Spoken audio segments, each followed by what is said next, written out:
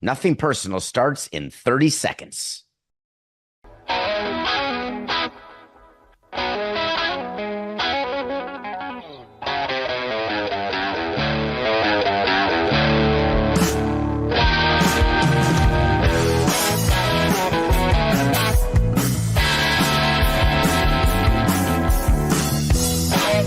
It's just business. This is Nothing Personal. Here you go. Here you go.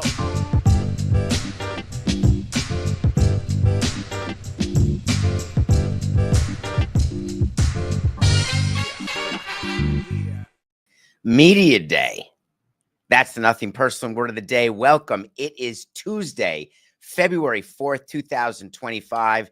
And yes, if you're watching on the Nothing Personal with David Sampson YouTube channel, I'm in Miami doing a show with Dan Le Batard today and then doing it with Pablo the rest of the week while everybody except for Coca, myself, and a few others are not in New Orleans because that's where the world is. New Orleans. I can't deal with the 2 weeks between conference championship and the Super Bowl. I've got fatigue. I don't have Chiefs fatigue necessarily, but I certainly have anticipatory fatigue. I don't know why we have the 2 weeks in between anymore. It's not because they need time to plan. For crying out loud, Meatloaf, New Orleans has been the site of Super Bowl 59 for enough years that I think they got it figured out. I like Media Day. I like the idea. I've never been to a Media Day. I can't imagine. I've never been on Radio Row either. I'm the anti-Stu Gatz in that way, loving Radio Row and Meadowlark Media sending everybody there to do shows and be amongst the masses. Total cluster duck. Very happy here in the studio in Miami or in New York.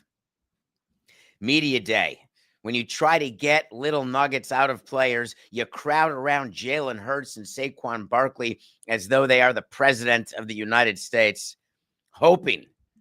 Of course, everybody's going to get the same thing, so you're scoopless. It's not like you can tweet out trade alert in the middle of the night. There is one person who meets the media on Media Day that always gets my attention, though, because he's always going to say something interesting. Roger Goodell, it's in the commissioner's handbook that during the midseason break, preseason, and postseason, if you're a commissioner, you got to meet the media.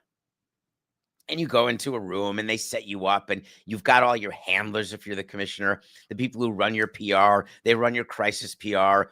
They talk to you about the possible Q&A.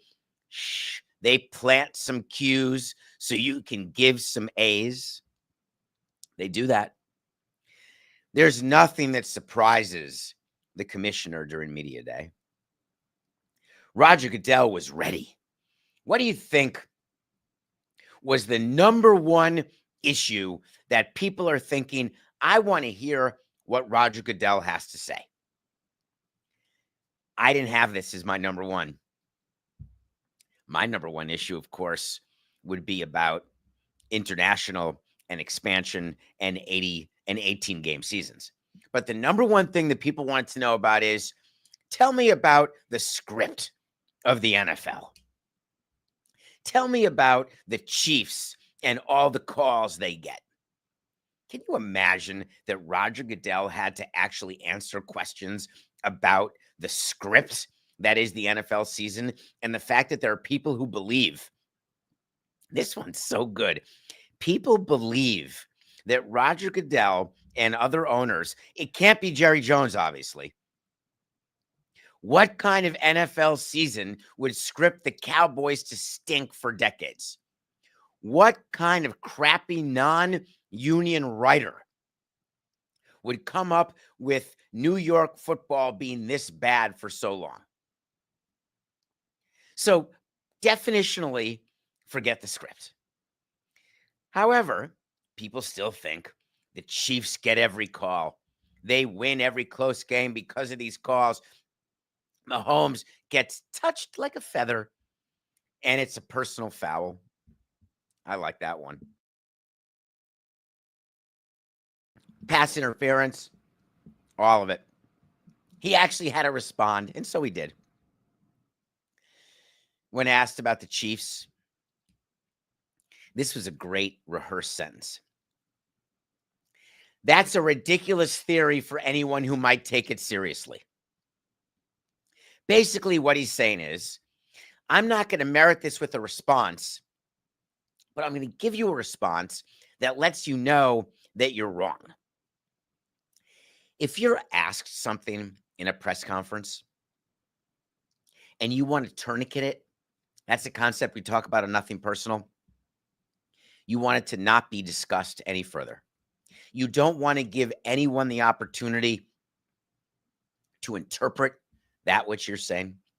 When you're asked the question, you either bridge to another topic entirely and don't answer the question, or you specifically say, I'm not even going to respond to that.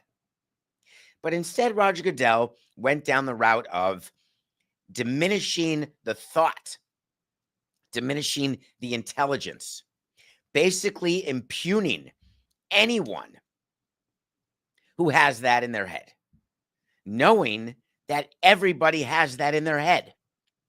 We all think it. I'm not sure why. There's confirmation bias every time a call goes for the Chiefs. He then did what I consider to be a sin. He blamed social media.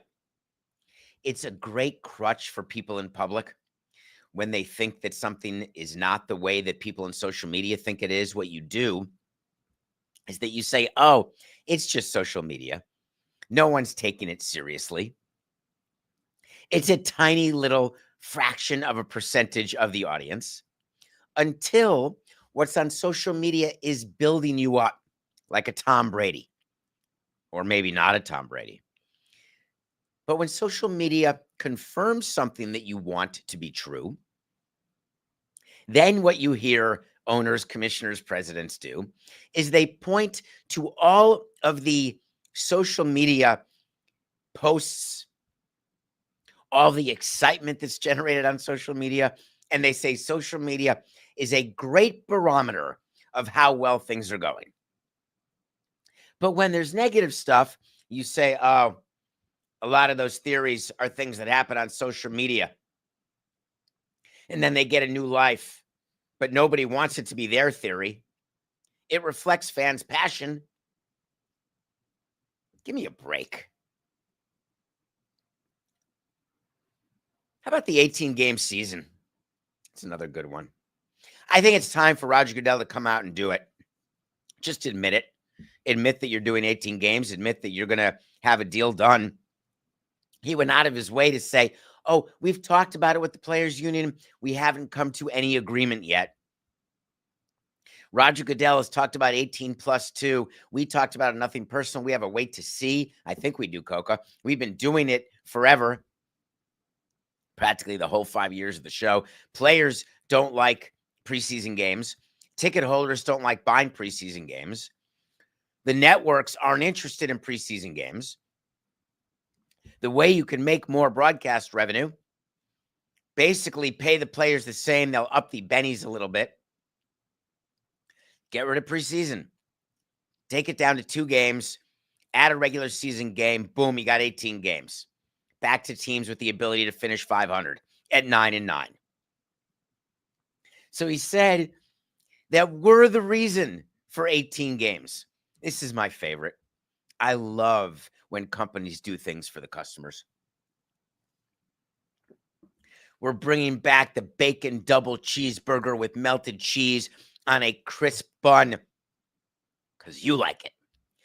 So do the doctors, just not the insurance companies. We know that fans love football and they want more football. That's really amazing analysis, isn't it? That's the reason why there's going to be 18 games. Because of you. Whatever you want, we're going to give to you. Our dear benefactor, Roger Goodell, is going to make sure that to his last day as commissioner, It's all about the fan. It warms the cockle of my heart knowing that there's a commissioner and a league that is all about me and all about us. I'm sorry. I get emotional about that. Who do you think benefits from 18 games? I'm just throwing it out there. Do you think? Let's start naming the benefactors of an 18th game. Team owners, for sure. More revenue. Broadcast networks, more revenue. They have to give a bunch to the league, but it doesn't matter. It's net positive for them. Workers at stadiums, extra home game. Pilots, flight attendants, there's an extra flight. Ground personnel at the airports who are bringing in the plane, extra flight for sure. Manufacturers of candy that you're buying, it's a good one. Gambling companies. I wonder whether there's more money gambled on a regular season game than a preseason game. I have zero facts, but I'm going to make an educated guess, and I'm going to tell you that I'll bet you dollars to Coca's Donuts. I meant to say Coca's Barbells. That would have been way funnier because he's a major workout lift waiter. So I'm going to do that again. 4869. I will bet you dollars to Coca's Barbells that there's more money wagered on a regular season game than on a preseason game. So there's another benefit. That's a good one. But don't worry. They've had no formal negotiating sessions about an extension. That's poppycock. Here's what a formal negotiating session is when you've got a union, you've got management. You actually have to set out the parameters of negotiating either a new CBA or amendments to an existing CBA. You can't do it at a basketball game in the front row. You have to do it at a square table or a round table at a place that's determined by both sides. You officially mark the start of an official conversation. There are minutes taken. There are notes taken. There are back and forths given between management and union. It's official. Like in a relationship, have you ever done this? Maybe that's the reason why I'm divorced and terrible at relationships, because I try to make things official. Like if I'm in an argument or there's something going on, I'll say, okay, we're really going to talk about this now. And then I would take a moment to say, let's talk about the mess in the house, or let's talk about finances, whatever the case may be. I don't do it casually. Not like at a dinner and I'll nestle in and say, hey, can you put your clothes away? Like, because that just, it doesn't work. It has to be official. That's how bargaining is. You have to say it's official, formal.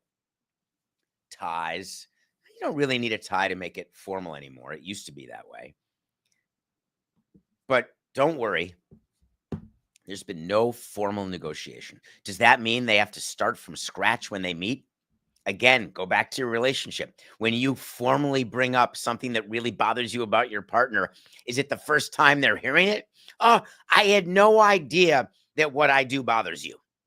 It didn't even occur to me that I may snore. Roger then said, I'm certain it'll come up in the context in some fashion. It's something that Lloyd, he's the NFLPA director, and I have had informal conversations about, but there's a lot of work to be done. Code word. We've got to figure out how much more money the players are going to get, because if we make $1, they're going to expect 50 cents, but the owners would like to get the 18th game and only give a smaller percentage as incremental benefit to the players, because in the owner's mind, it's the same number of work weeks. They're not extending the season at all. The owners don't accept the fact that players actually play regular season and don't play preseason because they don't take it seriously. They don't acknowledge the fact that players for preseason, the majority stand there on the sideline with their jersey over their shirt.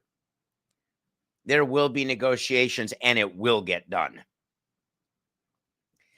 Roger Goodell was then asked about international. It's always a topic. You know it's coming up every time he meets the media.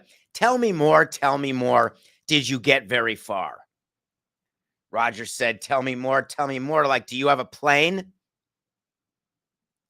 He said, I do think there's potential that someday we will have an international franchise. No way. The NFL having a team in London? Who would have thought that? Hi, my name's John Skipper, and I've been telling you all since the beginning of sporting class that there will be an international Super Bowl, and there will be a Super Bowl on streaming exclusively, and there could even be a separate charge for a Super Bowl like a pay-per-view. These are not things that we're making up to get clicks or to make headlines or to get aggregated. These are actual things that will happen, assuming I don't croak by the end of the show, which is no guarantee given my heart rate's currently 140. Can you see it through the Nothing Personal logo? I'm having a bit of a thing now, Coca. So here's what I was taught to do. My toes are curled under my feet right now, except for my big toe that's broken that I can't move and I still can't run. And I'm just trying to breathe normally and take a drink. I have no idea what just happened, Matt. But let's get back to the show. I don't know where we were. Coca? International. Oh, the Super Bowl being international. Thank you. Got me right back into it. You can edit out that part if you don't mind. I would prefer, actually, I don't mind that people know when I'm having anxiety. I don't know why I am. It's a different setup, the studio, because everyone's in New Orleans and you've got Coca here and a skeleton crew. I'm actually on some sort of gizmo that is a camera on top of a thing, and I'm not looking the same way.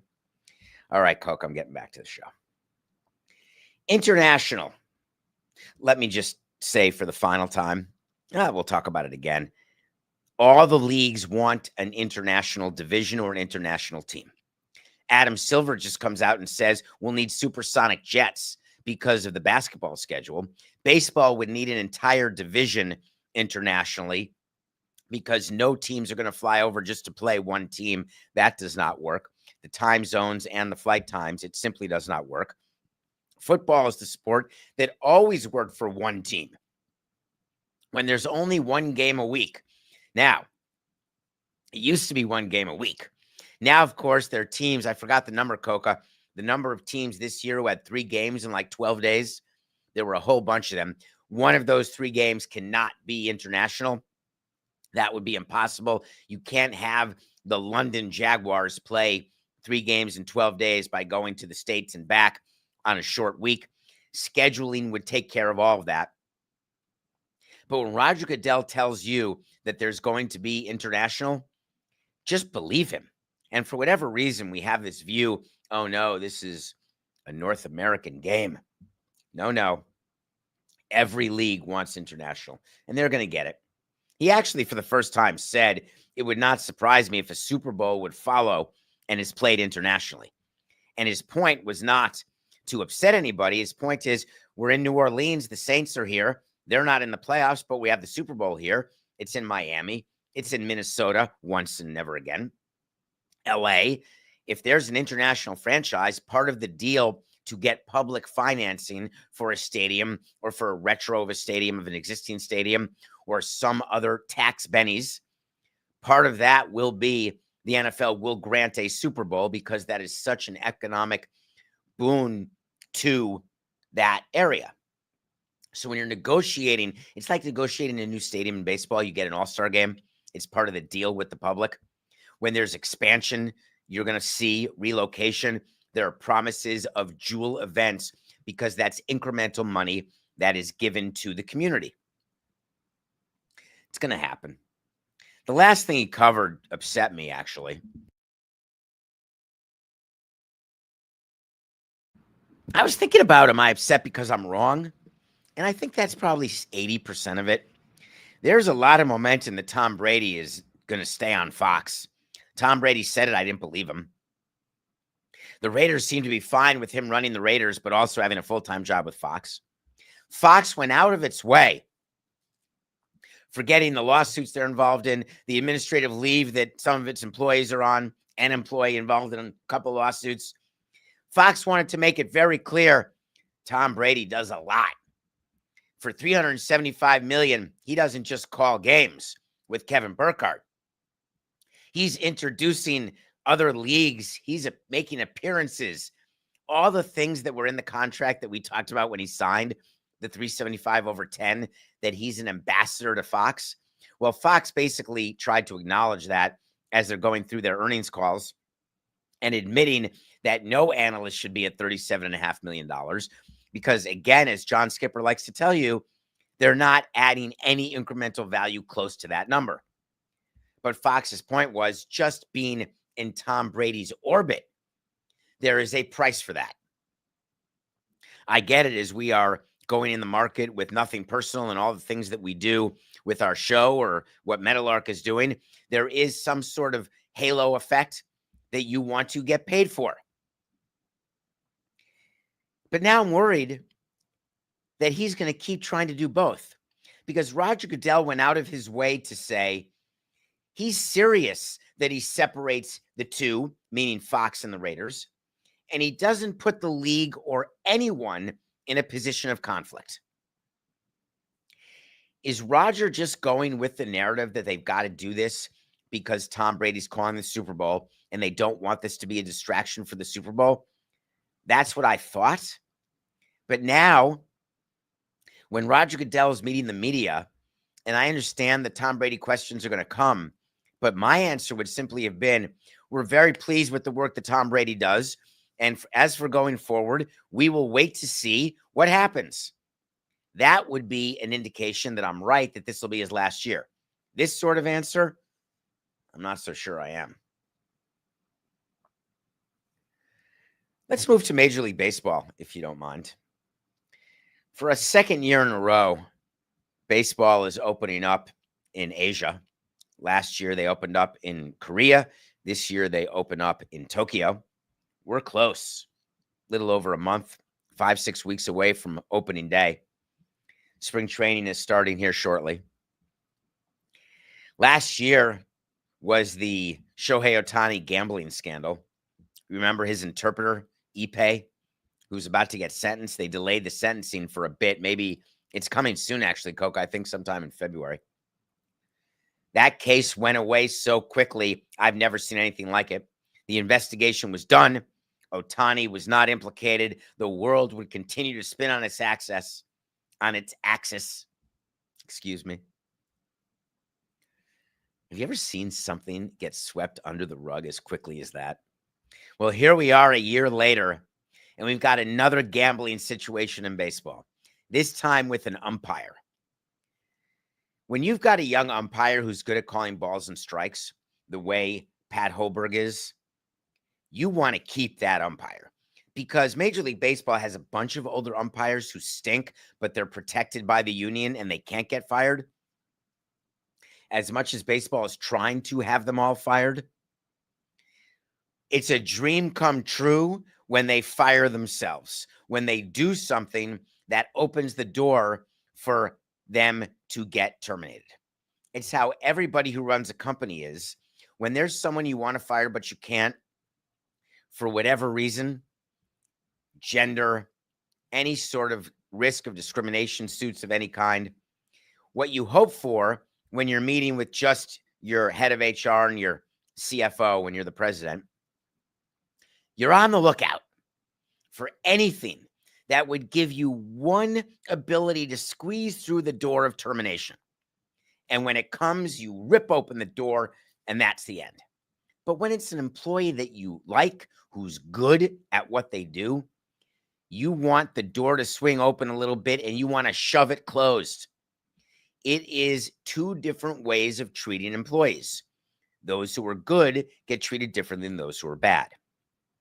But there's some things that happen that you have no choice. When the door opens a crack, it slams right into your nose as you're trying to shove it closed. You see Pat Hoberg at the beginning of last year, right around opening of the season in 2024. It became known to Major League Baseball that Pat Hoberg was gambling on sports. Umpires are allowed to gamble on sports. They're allowed to have a gambling app. They're allowed to bet on college football, college basketball. NFL, NBA, you can't bet on baseball. Rule number 1. Rule number 2, you can't bet on baseball.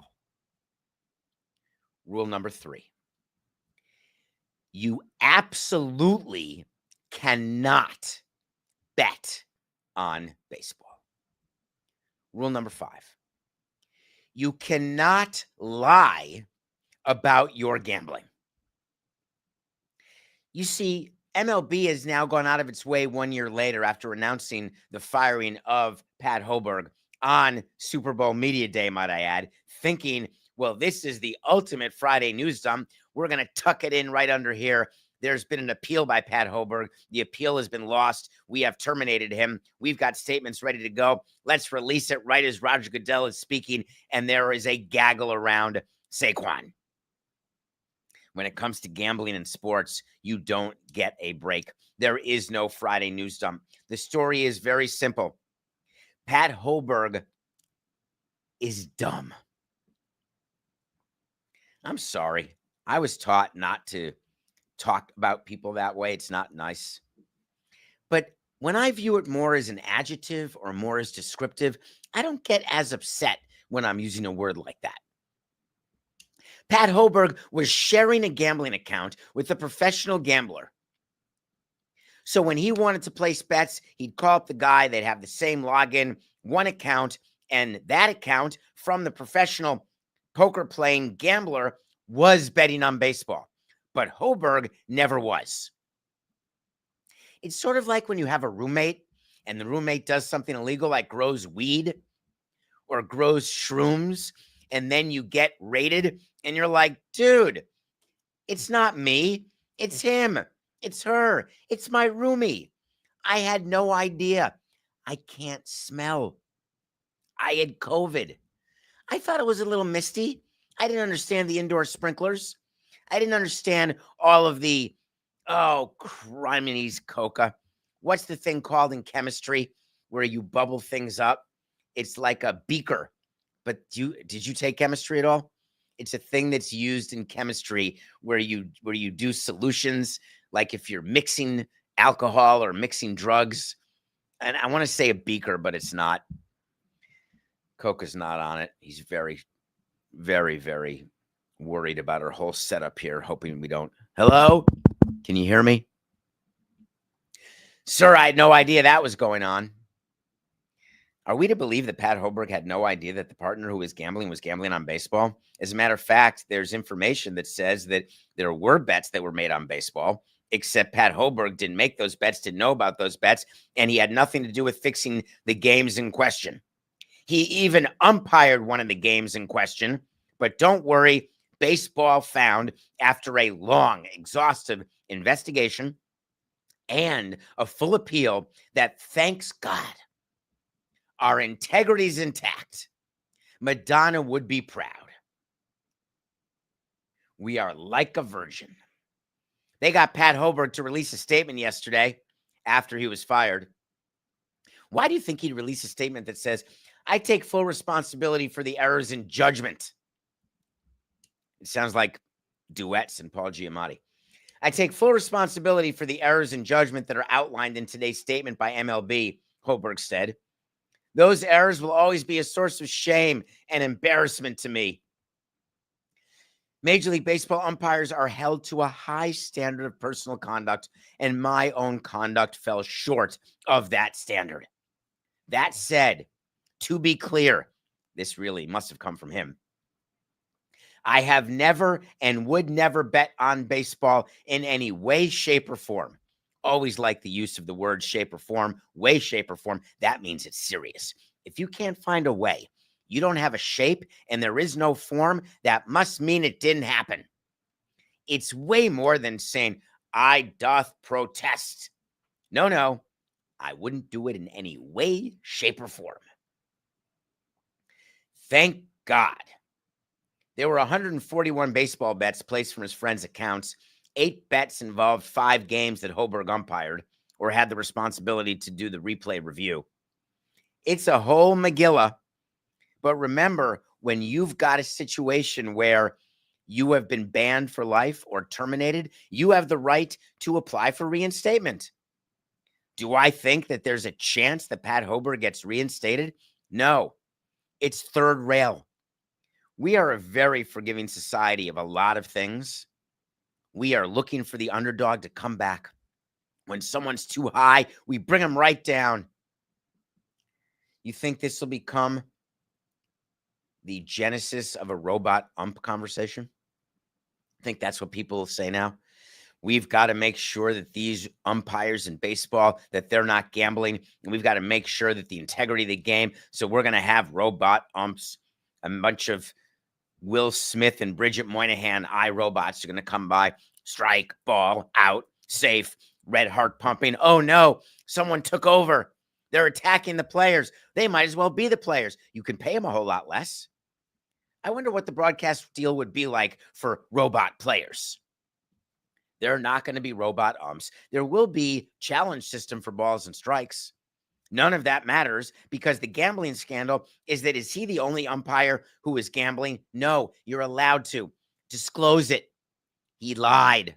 He then deleted like texts while under investigation. Sorry, Pat. You're getting good credit for doing that perfect balls and strikes game in the 2022 World Series. That can be your thing. We'll always have Paris. All right, let's take a break, Coca. I don't know if we're doing breaks. Are we doing breaks? We are doing breaks.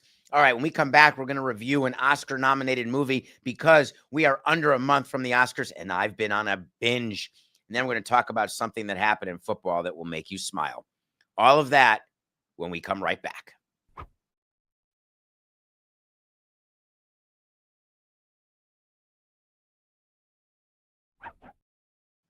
Welcome back to Nothing Personal, coming at you live from Miami. When you're done on the Nothing Personal with David Sampson YouTube channel, you can go right to Lebitard AF, Lebitard and Friends, doing that show with Dan today. And then Pablo Torre and I will be doing Lebitard Wednesday, Thursday, Friday, while he's in New Orleans getting ready for the Super Bowl. Thank you for downloading and subscribing, for watching us on DraftKings Network, where it's now 10:32 Eastern. I want to talk about this movie, Coca. I don't think you've seen it, called Sing Sing. It's available for stream. I don't think you're a big fan of the 1999 thing, but I am. Coleman Domingo, second year in a row nominated for Best Actor. He was phenomenal last year in Rustin, phenomenal. And then I watched Sing Sing. Sing Sing is a correctional facility. When I was in law school, I had an appellant who was in Dannemora Correctional Facility, I believe. Attempted murder of his wife is what he'd been convicted of, and I handled his appeal in law school as a law student. I did not win. I assume he is still in prison, though it has been, it's been more than 30 years. My guess is he's out now. Wilson! I'm sorry. Sing Sing is an actual correctional facility where they have a program about theater, where the inmates are acting in plays. It's an entire program that has worked for decades. I want to explain it. You meet with other inmates. You have a leader of the group. You talk about your feelings. You talk about shows. You write shows. You perform in shows. The recidivist rate for people who have gone through this program is under 3%. The recidivist rate for everybody else in the jail population, about 62%. Now, of course, there's the concept of self-selection, where the people who want to be in plays, the people who are able to write and act, they're the people less likely to do something that would force them back into prison. But for the moment, let's just not look at the exception and say, what a great program that works. The movie stars Coleman Domingo as the founder of this program, and the other actors in the movie are all former prisoners at Sing Sing who were in the program. Give me one more minute because I want people to watch this movie because you will see the possibility of rehabilitation, the possibility of going to prison and actually making it out. It's a very important movie. When you see these prisoners acting, you will be shocked. It's that good. I can hear you, Coca. Next, let's get to Myles Garrett. Myles Garrett is a player for the Cleveland Browns. Myles Garrett has done something that we're sort of surprised that he did yesterday. Remember, when he signed that huge deal, he's one of the best defenders. He may be the best defender in football. He signed a 5-year, $125 million contract. But you also remember the fact that in football, not all the money's guaranteed. So Myles Garrett signed a contract in 2020. He's out of guarantee of that 125. The GM of the Cleveland Browns is a guy you know, Andrew Berry, because we talk about him, because we talk about Deshaun Watson so much. You know the owner of the Browns, the Haslam family. We talk about them, the wife, the daughter, how great it was to bring in Deshaun Watson. The view of Myles Garrett is that he's a Hall of Famer for sure. Coke, if he doesn't play another down, is Myles Garrett a certain Hall of Famer? I would assume the answer to that is likely yes. He doesn't need to play anymore. Andrew Berry, the GM, said, and this is right at the end of the season before the playoffs, he said, my anticipation is that Myles Garrett will have a direct ticket from Cleveland to Canton, because questions were asked. Is Myles Garrett, could he be traded? And Andrew Berry was very clear. We're not trading him. He actually was at the Senior Bowl last week, this same Andrew Berry, pretending to scout and make your team better through the draft. And again, he was asked about Myles Garrett. And again, he said, we're not trading Myles Garrett. Wouldn't you know how great our world is? Myles Garrett released a statement. Lest there be any misunderstanding about what Myles Garrett wants, Myles Garrett wants you to know that as a kid, dreaming of the NFL, all I focused on was the ultimate goal of winning the Super Bowl. And that goal fuels me more today than ever. My love for the community of Northeast Ohio, the incredible fan base of the Cleveland Browns, has made this one of the toughest decisions of my life. These past 8 years have shaped me into the man I am today. Where are you going, Myles? Are you retiring? Nope. Well, I've loved calling this city my home. My desire to win won't allow me to be complacent. The goal was never to go from Cleveland to Canton. It has always been to compete for and win a Super Bowl. Then, in very bold font, larger than that message about his love of Cleveland, with that in mind, I have requested to be traded from the Cleveland Browns. Signed, Myles Garrett. Myles. There are so many players who believe that they want to win a Super Bowl or win a World Series and that they want to go to a team where they think they have a better chance. But the truth of the matter is the Cleveland Browns have about a 1 in 32 chance of winning the Super Bowl next year. Forget all of the projections. Forget the fact that Watson stinks and Winston's likely gone. I don't know who their quarterback's going to be. Do they have a quarterback next year? Don't know what they're going to do. They're going to have to go get one.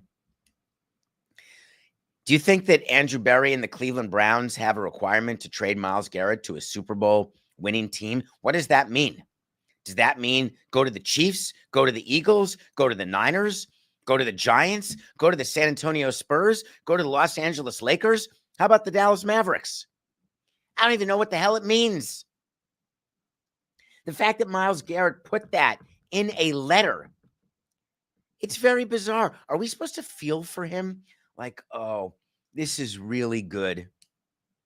He wants to win. Do you think people in Cleveland feel happy about the fact that he doesn't think Cleveland has a chance to win a Super Bowl?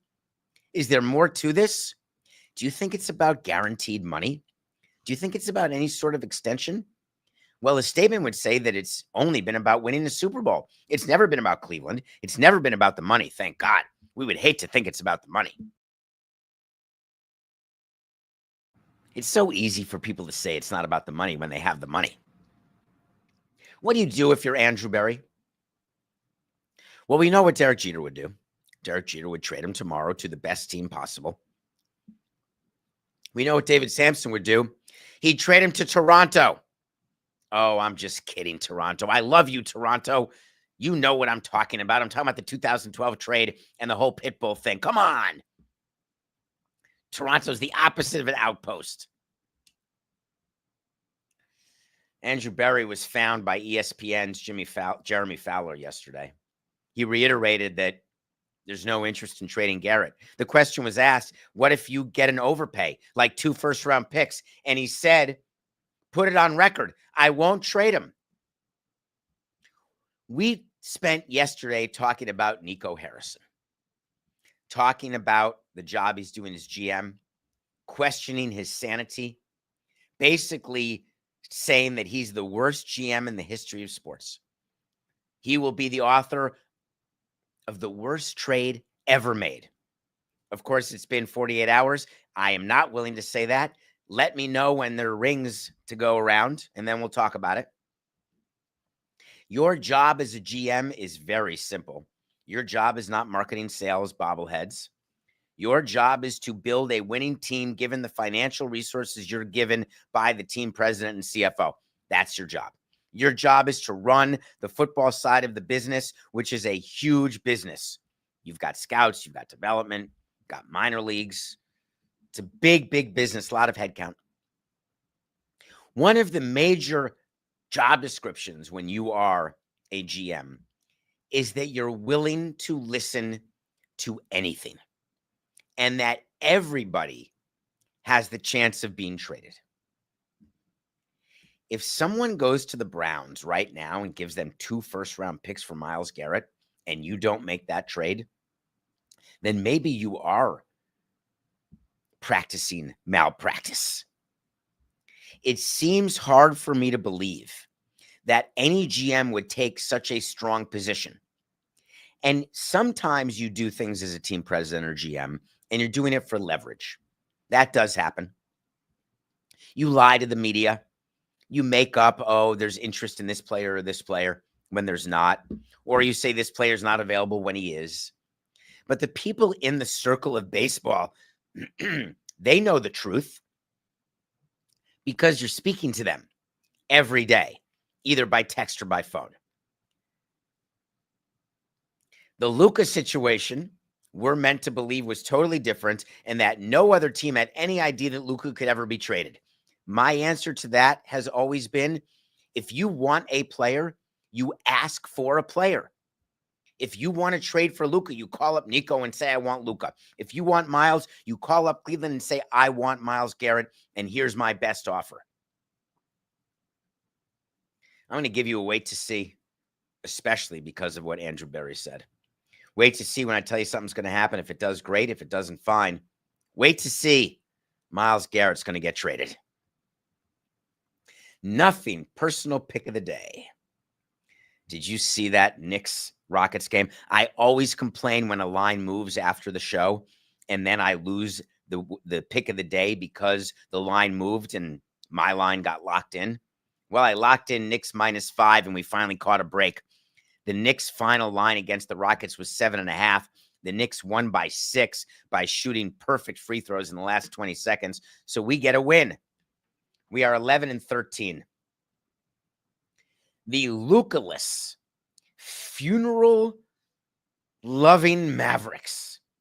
Did you see that? Do you know what I'm talking about, Coca? The fans went and did like a funeral outside of the American Airlines Center. That's got to make you feel good. We're taking the Sixers -1.5 versus the Mavericks because the Mavericks are still reeling. The Sixers are not a better team than the Mavericks. There's no question. Do we know if Anthony Davis is debuting tonight? I would assume that he should be. He is not. He's still hurt. All right. We've got no AD. We've got no Luka. We got no nothing.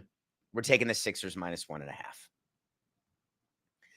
I want to go back before we're done today, and I want to cover something that happened in New Orleans. And the Super Bowl is coming up. This is, I wanted to separate this from Goodell and the start of the show. It's something that we had talked about previously on a Nothing Personal, but it's come up again. When you've got an owner who has views of the world that you don't share, that's not uncommon. There are people who, for principal purposes, will not eat Little Caesars. There are people who don't eat at Chick-fil-A. There are some people who will not excuse the art for the artist. All of that can be debated, and there's no right or wrong answer. I completely support anybody's decision on what they're going to do. But I've got a third rail. Everybody's third rail is different. We talked about baseball's third rail is gambling. My third rail is pedophilia. I acknowledge it. There's a lot of bad stuff that happens to a lot of people, and it's not like a battle of what's worse or how horrific things are. There's a lot of things that are horrific. My third rail are adults who feel the need to molest, abuse children, to have sex with little boys or little girls. In New Orleans, there is a major problem with the clergy. There are many, many people in the Catholic Church who think that it's perfectly fine to diddle boys. Not them all, just like there's some cops who don't know how to respect and are overly violent and criminal. That doesn't mean all cops are bad. I'm not saying all priests are doing it, but it happens. When you have an owner of a sports team who is supportive of those people, that's it. That's a deal breaker. Gail Benson of the New Orleans Saints can lie to you all she wants. I keep hearing people in the room. Gail Benson can lie all she wants. Gail Benson has done nothing but support, protect, and do anything to help those diddlers in the church with the collar. Gail Benson used her employees to do it. She used her PR employees, her marketing employees. She made sure that if you work for me, we've got a cause here. And it's not feed the homeless. It's not ending hunger. It's protecting the Catholic Church from anything that will resemble any sort of problem with the diddlers. Well, guess what? You can't hide. And the fact that Roger Goodell is willing to protect her makes me sick. It's just wrong. Roger Goodell was asked about the Saints' involvement in the clergy abuse scandal when he met the media yesterday. And he said the league is not concerned with their role. He said, I'm confident they're playing nothing more than a supportive role. Really, Roger? Nothing more than a supportive role of protecting abusers of little boys? Do you not think a supportive role may be too big a role? I, for one, think there should be no role. How about this? I'd like you to play a very large role. Not no role, not a supporting role. How about getting rid of Gail Benson? How about making sure that you don't have someone like that in your ownership who believes so much in the church that they're willing to forgive, if not cover up, the sins of the very people in charge of giving the message of the church? But no. The position of Roger Goodell is, we're good here. There's nothing to see. They're just supportive. That's all. As far as I'm concerned, this is a major problem for the NFL. It is a major problem when you have to deal with an owner in a country as divided as we are. There are going to be owners with different points of view. You're going to have pro-Trump, anti-Trump. You're going to have people who believe in something that you will fight to your death because you don't believe in it. And I am here for all of it. You don't lose your team because you don't agree with me. But when it comes to pedophilia, are you telling me I'm the only person that's your third rail? Then I'm happy to live on that island. Very disappointing that Roger Goodell wants us to believe that Gail Benson and the New Orleans Saints have no complicity in what's happening when the facts say otherwise. But the truth of the matter is, when he's in New Orleans and he's promoting the Super Bowl and he's meeting the media, he has no choice but to quash any potential scandal, anything that would show a wart for the business of the NFL. Why? It's Super Bowl week. It's just business. Sorry to all the little boys in New Orleans. It's nothing personal.